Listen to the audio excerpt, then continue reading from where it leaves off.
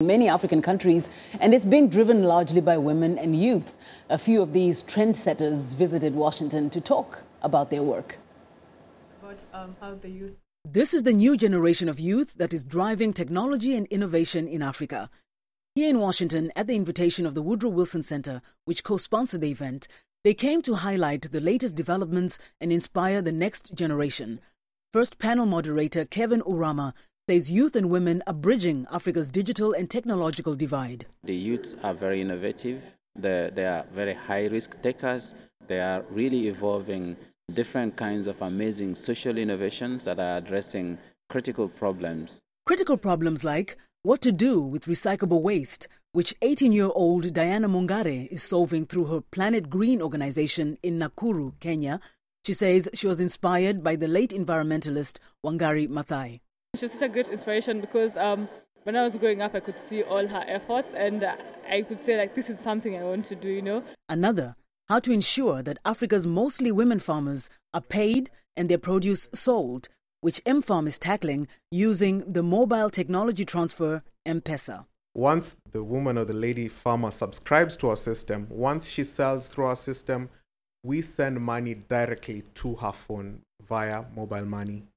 Other startup companies like Vivvus Renewables and Afro-Lehar address alleviating poverty and better branding Africa. Afro-Lehar is established to do public relation communication strategies to promote Africa in the US and Canada, to change perception through different user experiences and different ventures. With Vivvus, we're trying to make sure that women have access to better income and that they benefit from better social services.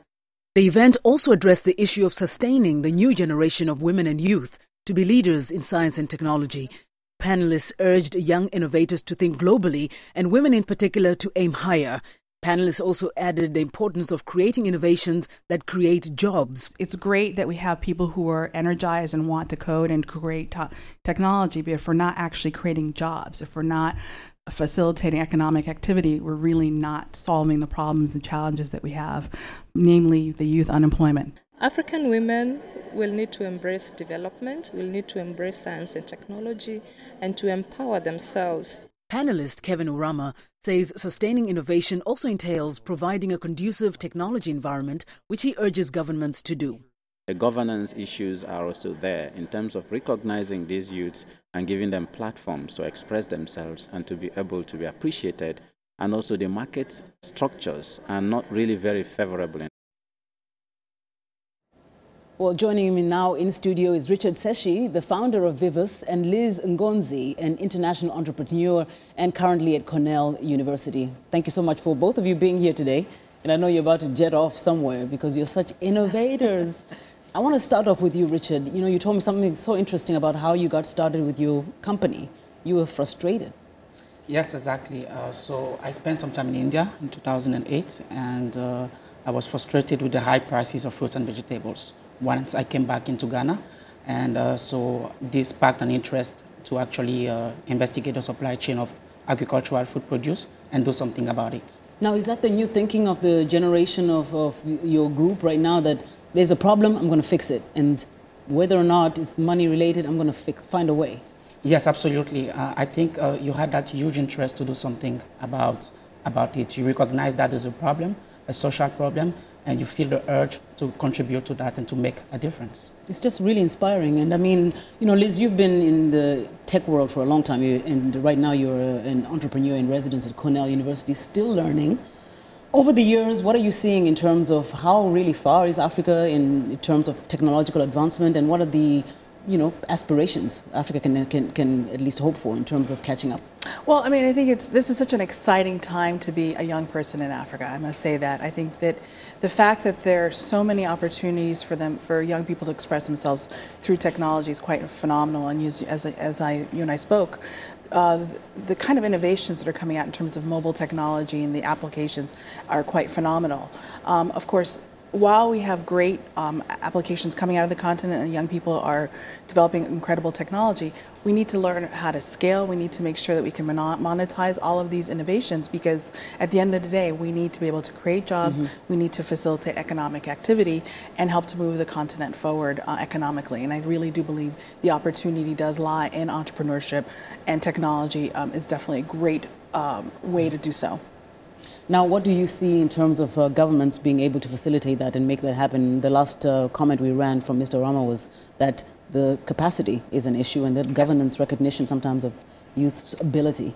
I definitely think that the government needs to realize, especially these governments are, their countries are majority young people, so they need to start really kind of tailoring their services to them. I mean, I think about when I started my business about 12 years ago, I had the benefit of using the small business administration tools here in the U.S. What does a young person have to access on the continent? Not necessarily anything. So I really think that through public-private partnerships, that the governments on the continent can really start to put some structure around the services that can help entrepreneurs to begin, as well as to grow their businesses, and ultimately the government's benefit, because then you have taxable income. Absolutely. You know, so it makes sense. Well, Richard, what has been your experience in terms of when you started Vivvus and how you're able to sustain it? When you think in the future, is it a sustainable business? How do you see it being supported? Yes, absolutely. I think what's really exciting right now in Africa is that mobile is mainstream. You have over 700 million mobile phone users, and the services must be built on top of mobile services. I mean that you have value-added services that are for pure profit, but we can also have value-added services that actually deliver some sort of social impact, and this is what Vivvus is doing. So we recognize that agriculture, which basically where you have, which represent more than 60% of GDP of a lot of countries, would be a sector where we could actually make a difference. So Vivvus is basically a lab, if you want, where we're developing solutions that are meant at the agricultural sector, especially for smallholder farmers and for women vendors. So, for example, one of the solutions that we're currently exploring in Accra is that you have food produce that is being sent through trucks in the main cities, and it happens that at the end of the day, you have up to 20 to 30% of that food produce that is not being sold.